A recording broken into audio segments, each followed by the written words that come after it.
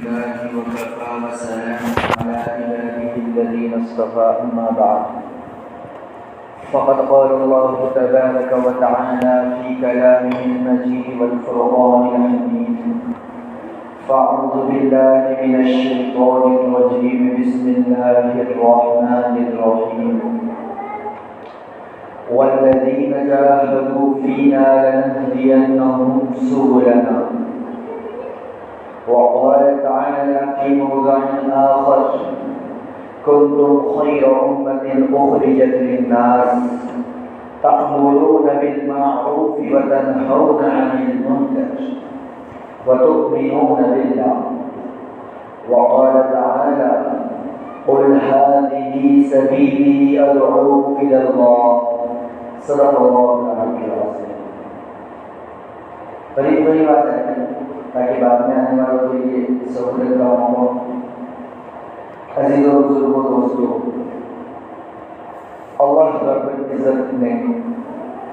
ساری کائنات کو بنایا. میرا آپ کا ہر ایمان والے کا یہ ایمان اور عقیدہ ہے کہ کائنات کے ہر ذرے کو بنانے والی ذات اللہ کی، چاہے وہ چھوٹی سے چھوٹی چیز کیوں نہ ہو، چاہے وہ بڑی سے بڑی مخلوق کیوں نہ ہو، ہر چیز کو پیدا کرنے والی ذات اللہ رب العزت کی ذات ہے. ہر چیز کو وجود بخشنے والی ذات وہ خالق ارض و سما کی ذات ہے جس نے کائنات کے ایک ایک چیز کو بنایا. اور اس کے بعد اللہ رب العزت نے ان تمام چیزوں کو بنا کر ایک ایسی مخلوق کو پیدا کیا جس کو اللہ نے تمام مخلوقات کا سردار بنایا، جس کو اللہ نے دیگر مخلوقات کے مقابلے میں بڑا مقام عطا فرمایا، جس کو ہم اشرف المخلوقات یعنی کہ انسان، جس کو اللہ رب العزت نے پیدا کیا اور تمام مخلوقات کا سردار، سب سے بلند اور مقدس بنایا. ہم دیکھتے ہیں کہ کائنات میں جتنی چیزیں ہیں سب کو پیدا کرنے والی ذات اللہ کی ہے، ان میں تصرف کرنے والی ذات اللہ کی ہے، ساری کائنات کے نظام کو چلانے والی ذات اللہ کی ہے. میرا آپ کا ہر ایمان والے کا یہ عقیدہ ہے کہ کائنات کا ایک ذرہ بھی، کسی درخت کا کوئی پتا بھی اللہ رب العزت کے منشا کے بغیر حرکت نہیں کر سکتا. کوئی بارش کا ایک قطرہ اللہ رب العزت کی مرضی کے بغیر نہیں برس سکتا. تو پتہ یہ چلا ہر مخلوق کو بنانے والی ذات بھی اللہ کی ہے اور کائنات کے نظام کو چلانے والی ذات بھی اللہ کی ہے. اللہ کا شکر ہے کہ اللہ نے ہمیں اپنی مخلوقات میں سب سے مقدس مخلوق میں پیدا کیا. اگر اللہ چاہتے تو ہمیں کسی اور مخلوق میں پیدا کرتے اور ہمیں اعتراض کا کوئی حق نہ ہوتا. اللہ چاہتے، اللہ کی اپنی ملکیت ہے، اللہ کی بادشاہت ہے، اس کی حکومت ہے، اس کی سلطنت ہے. وہ اگر ہمیں چاہتا کسی اور مخلوق میں پیدا کر دیتا، ہم اعتراض کرنے کے بھی لائق نہیں تھے. لیکن اللہ رب العزت کا فضل ہے، احسان ہے کہ اس نے ہزاروں لاکھوں کروڑوں مخلوقات میں سے منتخب کر کے اللہ نے ہمیں انسان بنایا، اشرف المخلوقات بنایا. اس سے ایک قدم اگر آگے بڑھتے ہیں تو پتہ چلتا ہے کہ اللہ نے دنیا میں انسان بھی بے شمار بنائے. حضرت آدم علیہ السلام سے لے کر آخری اس امت کا فرد ہزاروں کروڑوں اربوں کی تعداد میں انسان ہیں. لیکن اللہ نے ہم پر یہ احسان کیا کہ اللہ نے ان انسانوں میں سے منتخب کر کے ہمیں ایمان کی دولت عطا فرمائی. ورنہ دیکھیے آپ کتنے لوگ ایسے ہیں جنہیں اللہ نے ایمان کی دولت عطا فرمائی، جنہیں اللہ نے انسان تو بنایا، وہ بنی آدم کی اولاد میں تو شامل ہے، لیکن ہزاروں لاکھوں کروڑوں کی تعداد میں ایسے لوگ ہیں جو ایمان سے محروم ہیں. اگر اللہ چاہتے اور ہمیں خدا نخواستہ راستہ ان لوگوں میں بنا دیتے جو ہمیشہ ہمیشہ جہنم کا ایندھن بننے والے ہیں۔ تو بتاؤ کیا ہم اعتراض کا کوئی حق تھا؟ نہیں تھا۔ اس کے باوجود بھی اللہ نے یہ احسان کیا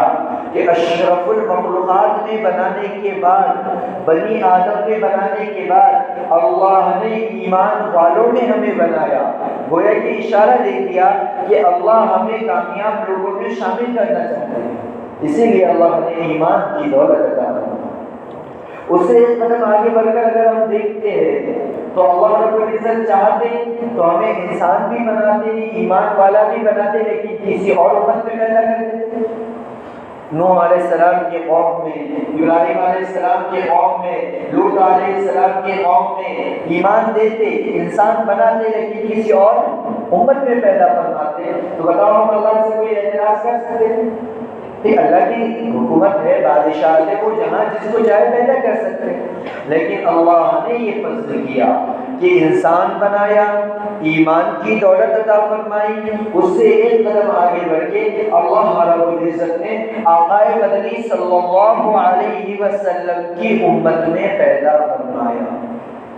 یہ اللہ کے وہ انعامات ہیں جو اللہ نے خصوصی طور پر ہمارے اوپر کیے،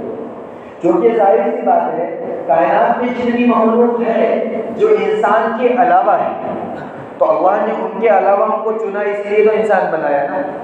تو یہ سارے احسانات اللہ نے ہم پر کیے اور اشارہ دے دیا کہ دیکھو میرے بندو، میں نے تم کو انسان بھی بنایا، میں نے تمہیں ایمان کی دولت بھی عطا کی، میں نے تمہیں امت محمدیہ کا ایک فرد بھی بنایا۔ اب میں نے اپنی طرف سے اپنی محبت کا اظہار کر لیا ہے، میں نے اس بات کا تمہیں اشارہ دے دیا ہے کہ میں تمہیں جنت میں داخل کرنا چاہتا ہوں، اسی لیے تو تمہیں ایمان دیا، اسی لیے تو تمہیں محمد عربی کی امت میں پیدا فرمایا۔ میری طرف سے تو محبت کا اظہار ہو چکا تھا۔ اب میری اور آپ کی ذمہ داری ہے کہ ہم اللہ کے اس محبت کے دعوے کو قبول کریں۔ اللہ نے ہم سے محبت کا جو پرپوزل رکھا ہے اس کو ایکسیپٹ کریں اور اپنی طرف سے بھی اظہار محبت کریں اور اپنے عمل سے یہ ثابت کریں کہ یا اللہ تو ہم سے محبت کرتا ہے، ہم بھی ایسے عمل کریں گے جو تیرے محبوب کیا کرتے ہیں۔ یا اللہ تو ہم سے محبت کرتا ہے، اس لیے تو نے ہمیں ایمان دیا۔ یا اللہ تو ہمیں جنت میں داخل کرنا چاہتا ہے، اس لیے تو نے ہمیں ایمان دیا۔ اب ہم بھی ایسے اعمال کریں گے جن اعمال کے کرنے سے تو بندوں کو جنت میں داخل کرتا ہے۔ اب یہ ہماری ذمہ داری ہے کہ اللہ نے اپنی طرف سے تمام چیزیں کر دی، جنت میں داخل کرنے کے لیے کسی بندے کو جو چیزیں ضروری ہے اللہ نے ساری چیزیں عطا فرمائی، لیکن اب مجھے اور آپ کو ذمہ داری دے دی گئی کہ دنیا کی مختصر سی زندگی میں، دنیا جو کہ امتحان گاہ ہے، دنیا جو کہ دارالفنا ہے، یہاں اللہ نے انسان کو اب اختیار دیا ہے کہ دیکھو ہم نے دو راستے بنائے ہیں، دونوں راستوں میں سے جو راستہ جنت میں جانے والا ہے وہ بتا بھی دیا، بس اب تمہارا کام چلنا ہے۔ کیا ہے؟ تمہارا کام چلنا ہے اور سیدھا تمہیں جنت میں داخل ہونا ہے۔ ایسا نہیں کہ اللہ نے جنت بنا دی اور بندوں سے کہا کہ جاؤ تم تلاش کرو جنت کا راستہ کون سا ہے، تلاش بھی تم کرو اور منزل تک بھی تم پہنچو۔ اللہ نے ایسا نہیں کیا، اللہ نے بلکہ جنت بنائی، جنت بنائی، جہنم کو اللہ نے بنایا، پھر 1,24,000 انبیاء علیہ السلام کو بھیجا، آسمانی کتابوں کو نازل کیا اور اس میں کھول کھول کر اس بات کو بیان کیا کہ دیکھو میرے بندو، یہ کام وہ ہے جو جنت تک پہنچاتے ہیں، یہ راستہ جو نیکی کا راستہ ہے، بھلائی کا راستہ ہے، عبادت کا راستہ ہے، روزے نماز زکات کا راستہ ہے، اللہ کے بندوں کو اللہ سے جوڑنے کا راستہ ہے، یہ راستہ جنت کی طرف جاتا ہے۔ پھر اللہ نے اپنے نبی کریم صلی اللہ علیہ وسلم کے ذریعے یہ بھی بتا دیا کہ یہ جو دوسرا راستہ ہے، جو برائی کا راستہ ہے، جھوٹ کا راستہ ہے، بے حیائی اور فحاشی کا راستہ ہے، گناہوں کا راستہ ہے، حرام مال کمانے کا راستہ ہے، تمہیں یہ راستہ اچھا دکھائی دے گا، ابتدا میں تمہیں اس راستے پر چلنے میں مزہ آئے گا کہ لذتیں بھی مل رہی ہے، شہوتیں بھی پوری ہو رہی ہے، مال و دولت بھی حاصل ہو رہا ہے، لیکن یہ راستہ جہنم کی طرف جانے والا ہے۔ دونوں راستے بتا دیے گئے۔ اب ہماری ذمہ داری ہے ہم سنجیدہ ہو کر سوچیں کہ ہماری منزل کیا ہے اور ہم کس راستے پر چل رہے ہیں۔ اگر کوئی آدمی بے حیائی، برائی، جھوٹ، گناہوں کے راستے پر چل رہا ہے تو اسے یہ بات سمجھ لینی چاہیے کہ اس راستے کا اختتام، اس راستے پہ چلنے والوں کا ٹھکانہ ہمیشہ ہمیشہ کی جہنم۔ کوئی اس خوش فہمی میں نہ رہے کہ میں ابھی تو گناہوں کے راستے پر چلوں گا، بے حیائی فحاشی کے راستے پر چلوں گا، عبادتوں کو چھوڑنے کے راستے پر چلوں گا، نمازوں کو چھوڑنے کے راستے پر چلوں گا اور بعد میں جنت میں داخل ہو جاؤں گا۔ یہ ممکن ہی نہیں، یہ ممکن ہے ہی نہیں، کیونکہ جو راستہ جہنم تک جاتا ہے آپ اس پر چل رہے ہو اور اپنے دل میں یہ سوچ رہے ہیں کہ اس راستے پر چل کر ہم جنت میں جائیں گے۔ ایسا ہو سکتا ہے؟ بالکل نہیں ہو سکتا۔ لہذا ہمیں اگر جنت میں داخل ہونا ہے، اگر ہم یہ چاہتے ہیں کہ ہم آقائے مدنی صلی اللہ علیہ وسلم کی لشکر میں، ان کے فوج میں شامل ہو کر ان کے ساتھ جنت میں داخل ہو، تو ہمیں ابھی اپنے راستے کو متعین کرنا پڑے گا، گناہوں کو چھوڑنا پڑے گا، بے حیائی کو ترک کرنا پڑے گا، فحاشی کی نفرت کو دل میں بٹھانا پڑے گا، غفلت سستی کو چھوڑ کر اللہ کو راضی کرنے کے لیے نمازوں کا اہتمام کرتے ہوئے، اپنے اور مسلمانوں کے حقوق کو ادا کرتے ہوئے اللہ کے بندوں کے تعلق کو اللہ سے جوڑنے کی فکر میں لگنا پڑے گا، تب جا کر ہم کامیاب ہوں گے۔ اس لیے کہ عزیزو، اللہ رب العزت نے سورہ یوسف میں اس بات کی طرف اشارہ کیا اور آقائے مدنی صلی اللہ علیہ وسلم کی زبانی یہ اعلان کروایا، قُلْ هَٰذِهِ سَبِيلِي أَدْعُو إِلَى اللَّهِ، کہ اے محمد آپ کہہ دیجئے هَٰذِهِ سَبِيلِي، یہ میرا راستہ ہے، یہ میرا راستہ ہے۔ اور عزیزو بتاؤ، جو محمد عربی صلی اللہ علیہ وسلم کا راستہ ہو وہ کبھی ناکامیابی کی طرف جائے گا؟ جو آقائے مدنی محمد عربی صلی اللہ علیہ وسلم کا راستہ ہے، یہ بات 100% یقین کے ساتھ کہی جا سکتی ہے کہ وہ راستہ سیدھا جنت تک پہنچانے والا راستہ ہے۔ اور اللہ نے قرآن میں کہا محمد عربی کا راستہ کون سا راستہ ہے؟ هذه سبیلی ادعو الی اللہ، کہ محمد عربی صلی اللہ علیہ وسلم کا راستہ وہ اللہ کے بندوں کو اللہ سے جوڑنا، جو بندے گناہوں میں لگ چکے ہیں، گناہوں کی نفرت ان کے دلوں میں بٹھا کر ان کے تعلق سے آپ کو اللہ سے جوڑنے کا راستہ ہے۔ یہ راستہ محمد عربی کا راستہ ہے، اور جو راستہ محمد عربی صلی اللہ علیہ وسلم کا راستہ ہے اس کا ٹھکانہ، اس کی منزل جنت ہے، جنت۔ تو جو کوئی یہ چاہے کہ مجھے جنت میں داخل ہونا ہے تو اس کی ذمہ داری ہے کہ وہ آقائے مدنی محمد عربی صلی اللہ علیہ وسلم کے راستے کو اپنا لے اور ابھی سے اپنی زندگی اس کے مطابق گزارنے کی کوشش کرے۔ اور اللہ کے نبی کا راستہ وہی راستہ تھا کہ ایک ایک کے پاس جا کر اسے دین کی دعوت دینا، گناہوں کی نفرت اس کے دل میں بٹھانا، عبادت کا شوق اس کے دل میں پیدا کرنا، نمازوں کے اہتمام کی رغبت اس کو دلانا اور اللہ کے بندے کو اللہ سے جوڑنا۔ یہ کام پیارے آقا محمد عربی صلی اللہ علیہ وسلم کا کام ہے۔ ہم سیرت کی کتاب میں واقعات سنتے ہیں کہ اللہ کے نبی صلی اللہ علیہ وسلم نے اس کام کے لیے کتنی محنتیں کی، کتنے مجاہدے برداشت کیے، کتنی قربانیاں دی صرف اس کام کی وجہ سے۔ تو اب ہماری ذمہ داری ہے، ہماری ذمہ داری ہے کہ ہم اس کام کو اپنا کام سمجھیں، ورنہ ہم یہ سمجھتے ہیں کہ تبلیغ کا کام اس وقت کرنا ہے جب ہم اپنے تمام کاموں سے فارغ ہو جائے، جو وقت بچا ہوا ہے وہ تبلیغ میں لگائیں گے، ورنہ ہمارے دوسرے کام ہیں، ہمارا کاروبار ہے، ہمارا بزنس پہلے ہے، اس کے بعد وقت بچے گا تو ہم تبلیغ میں نکلیں گے، اس کے بعد وقت بچے گا تو ہم جماعت میں جائیں گے۔ عزیز و بزرگو دوستو، یہ بہت بڑی غلط فہمی ہے۔ کیوں؟ اس لیے کہ تبلیغ، اللہ کے بندوں کو اللہ سے جوڑنا، یہ کام انبیاء علیہ السلام کا کام تھا، اور میرا اور آپ کا یہ ایمان اور عقیدہ ہے، اور ہمیں اس بات پر یقین ہے کہ ساری دنیا میں سب سے مقدس، سب سے مشرف، سب سے اعلیٰ اگر کوئی قوم ہے وہ انبیاء علیہ السلام کی جماعت ہے۔ انبیاء علیہ السلام سے بڑھ کر دنیا میں کوئی مقدس جماعت نہیں آئی ہے، اور اس کام کو انبیاء علیہ السلام نے کیا ہے، لہذا اس کام کے بڑا ہونے کی دلیل یہی ہے۔ کہ اس کام کو انبیاء علیہ السلام نے کیا ہے، لہذا جو کام اللہ کے سب سے مقدس بندوں نے کیا ہے اس کام کو ہمیں اپنی زندگی کا مقصد بنانا چاہیے۔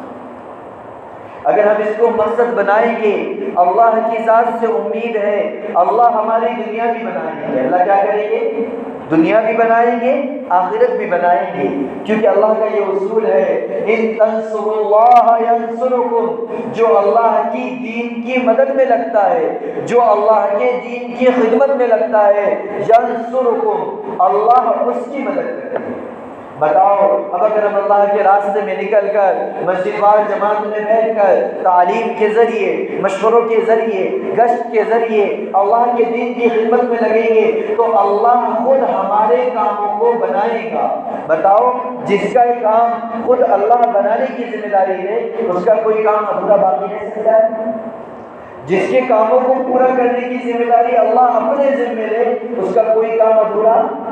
نہیں رہ سکتا، اس کی کوئی خواہش ادھوری نہیں رہ سکتی۔ تو اگر ہمیں اپنے کاموں کو پورا کرنا ہے تو ہمیں اپنے آپ کو دین کی خدمت میں لگانا پڑے گا۔ اللہ کی ذات سے امید ہے اللہ ہمارے قربانیوں کو، مجاہدوں کو دیکھ کر اللہ ہماری دنیا بھی بنائیں گے، جس طرح اللہ نے صحابہ کے ساتھ کیا کہ صحابہ نے دین کے خاطر ہر طرح کی قربانی دی، بیوی بچوں کو چھوڑنے کا موقع آیا صحابہ نے انہیں چھوڑ دیا، اللہ کے راستے میں مال قربان کرنے کا موقع آیا صحابہ نے سارا مال نبی کے قدموں میں لا کر رکھ دیا، اللہ کے راستے میں جذبات کی خواہش قربانی دینے کا موقع آیا صحابہ نے اپنے جذبات کو قربان کر دیا، اللہ کے راستے میں خواہشوں کو قربان کرنے کا موقع آیا صحابہ نے اپنی خواہشوں کا گلا دیا، اللہ کے راستے میں اپنی جان قربان کرنے کا موقع آیا صحابہ نے اپنی گردنیں نبی کے قدموں میں لا کر رکھ دی کہ یا نبی اللہ ہماری جان اللہ کے دین کے لیے حاضر ہے۔ تو اس کا نتیجہ کیا نکلا؟ اس کا نتیجہ یہ نکلا کہ اللہ رب العزت نے وہ صحابہ جن کے پاس ایک وقت کھانے کے لیے نہیں ہوتا،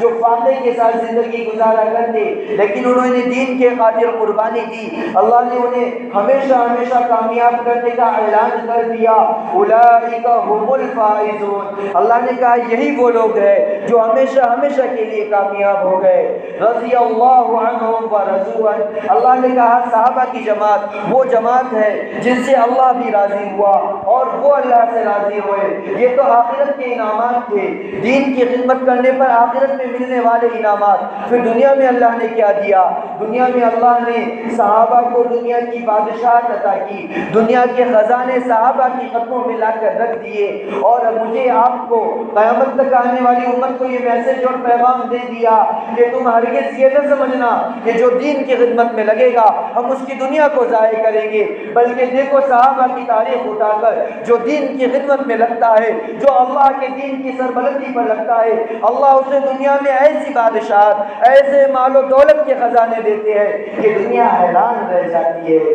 کہ اس کے پاس یہ کہاں سے آ گیا۔ ارے اس نے اپنی ساری خواہشات کو اللہ کے لیے قربان کیا، اس لیے اللہ نے اپنا خزانہ کھول کر اس کو نواز دیا۔ بتاؤ جسے اللہ اپنے غیبی خزانے سے نوازے اس سے بڑھ کر کسی کو نعمت مل سکتی ہے؟ تو اسی لیے عزیزوں بزرگوں دوستوں بات کا خلاصہ یہی ہے کہ اپنی جان مال وقت ہر ایک اللہ کے راستے میں لگانے کا جذبہ پیدا کرو۔ اللہ موقع دیتا ہے، دنیا ہے، زندگی ہے، جب تک ہماری سانس چل رہی ہے موقع ہے تو اس کو غنیمت سمجھو، اللہ کے راستے میں جان مال وقت کے اعتبار سے قربانی دینے کا مزاج بناؤ۔ اللہ کے فضل سے الحمدللہ ہمارا عمومی اجتماع بھی ہے، مرکز میں ابھی تو شروع ہو چکا ہے، جمعے کے بعد سے شروع ہوگا، پھر کل اعظم کالونی کے علاقے میں بھی اجتماع ہے، لہٰذا آپ حضرات سے یہ درخواست کرنی تھی کہ ان جوڑوں میں آپ جس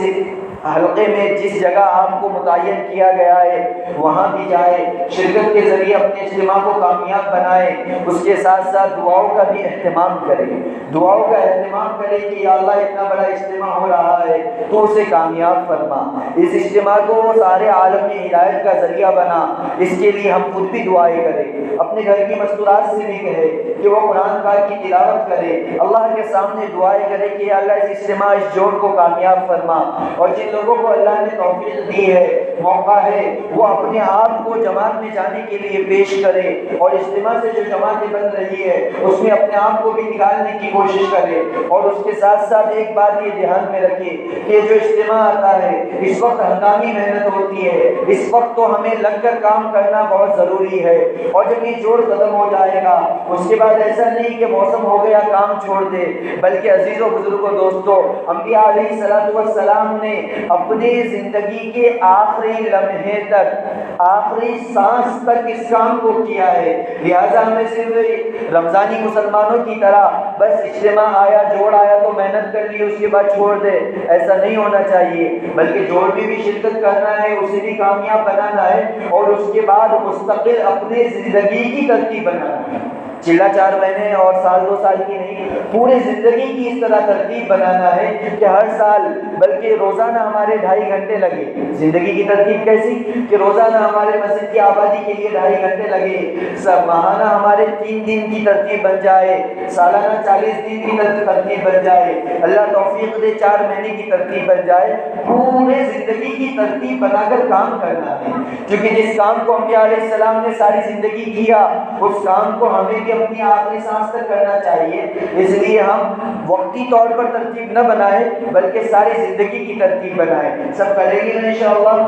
اگر آپ کی طرف سے قربانی ہوگی، مجاہدے ہوں گے، اللہ کی ذات سے امید ہے اللہ کی طرف سے رحمتیں برکتیں نازل ہوگی۔ آج ساری دنیا میں لوگ اللہ کی مدد کے منتظر ہے، دعائیں کر رہے ہیں اور دیگر اعمال کر رہے ہیں کہ اللہ تو مسلمانوں کی مدد فرما، لیکن آپ کو ایک آخری بات بتا کر بات ختم کرتا ہوں۔ اگر ہم سیرت کا مطالعہ کرتے ہیں، قرآن و حدیث کا مطالعہ کرتے ہیں تو پتہ چلتا ہے کہ اللہ کی مدد 2 ذریعوں سے آتی ہے۔ اللہ کی مدد کو بلانے کے 2 ذریعے ہیں، جلسے جلوس کرنا، واٹس ایپ پر اسٹیٹس رکھنا، اس کے ذریعے اللہ کی مدد نہیں آتی ہے۔ اللہ کی مدد کو بلانے کے 2 ذریعے ہیں، قرآن و حدیث کی مطالعے سے یہ بات پتہ چلتی ہے۔ نمبر 1 عبادت کا اہتمام، نمبر 2 دعوت کا اہتمام۔ جب کبھی امت دعوت پر اور عبادت پر جمع ہو گئی اللہ کی مدد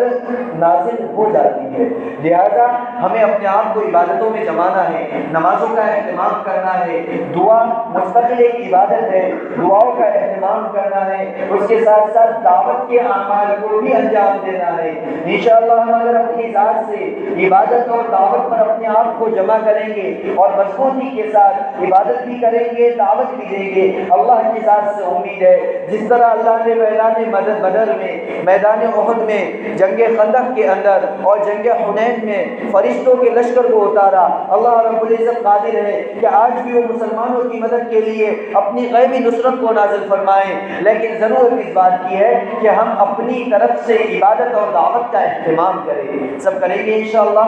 اللہ سے دعا ہے جو کچھ کہا گیا سنا گیا اللہ تعالیٰ اس پر عمل کی توفیق عطا فرمائے اور ہمارے ہونے والے اجتماع کو اللہ مکمل طور پر کامیاب فرمائے۔